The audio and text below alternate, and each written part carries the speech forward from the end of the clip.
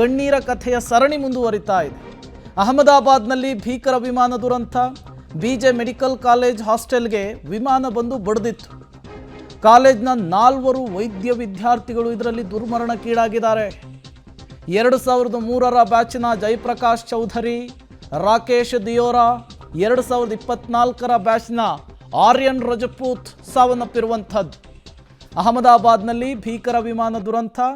2023, 2024ರ ಬ್ಯಾಚಿನ 5 ಜನ ವಿದ್ಯಾರ್ಥಿಗಳು ಸಾವನ್ನಪ್ಪಿದ್ದಾರೆ.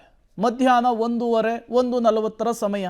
ಎಲ್ಲ ಊಟಕ್ಕೆ ಬಂದಿದ್ರು, ತಟ್ಟೆಲಿ ಊಟ ಹಾಕಿಸ್ಕೊಂಡಿದ್ರು. ಇನ್ನೇನು ತುತ್ತು ಅನ್ನುವನ್ನು ಬಾಯಿಗಿಡಬೇಕು ಅನ್ನುವಂತಹ ಸಂದರ್ಭದಲ್ಲಿ ಸಾವು ವಿಮಾನದ ರೂಪದಲ್ಲಿ ಬಂದಿದೆ. ಬಿಲ್ಡಿಂಗಿಗೆ ಬಂದು ಅಪ್ಪಳಿಸಿದೆ. ಸ್ಥಳದಲ್ಲಿಯೇ 4 ಸಾವನ್ನಪ್ಪಿರುವಂಥದ್ದು.